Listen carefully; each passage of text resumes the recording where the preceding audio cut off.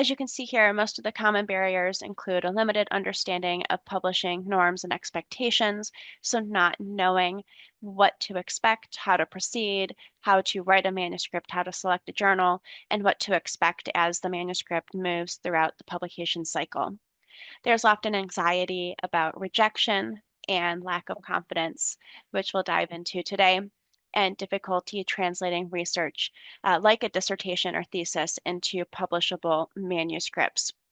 So while our focus here today is on how faculty can help students and emerging scholars, this can be applied to anyone across the field. We can all be mentors to those that may be looking for some extra guidance and need help to navigate the publishing process. So for the sake of today, faculty can help by normalizing the challenges and sharing their own publishing experiences. I guarantee you, as a student, you are not alone in this limited knowledge and anxiety around the publishing process. We've all been there, and we have a variety of resources that your institution and your faculty and mentors can provide, as well as publishing houses like Sage. Um, you can offer structured guidance on timelines and milestones. Webinars like these, the How to Do Research and Get Published webinar series, is a great resource. We have an extensive webinar library of different topics, everything from how to select a journal, how to write a manuscript, how to secure funding, all the way to conferences and networking. As a faculty member or a mentor, you can provide a safe space for questions and iterative feedback, being available to answer those questions that someone may not always feel comfortable in approaching others, and then sharing resources. So that's a big part of today's call. Next slide, please. So just to elaborate, some of the aspects students specifically struggle with include selecting the right journal, um, preparing manuscripts, understanding peer review and what that process looks like, and managing revisions. So you as a faculty member can provide a curated list of reputable journals and discuss journal scope and audience with students.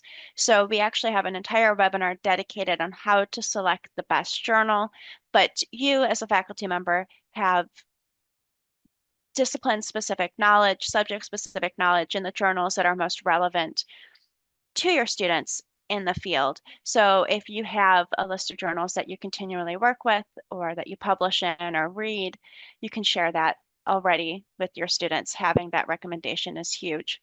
And then also helping students better understand journal scope and audience and how important that is into finding the right home for their research.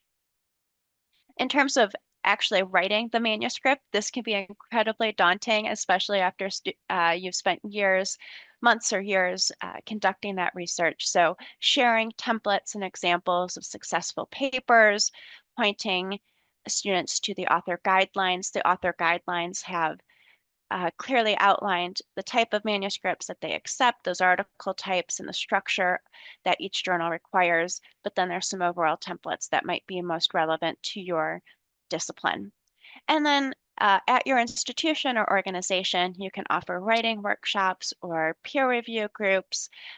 Conferences are a great place to find these type of workshops as well at society or association conferences that happen annually. So you can partner people together to help work on these type of skills. Understanding peer review. This is often one of the first places where students start to get involved. They might shadow a mentor or faculty member, someone more senior in the field, to do the peer review process alongside them.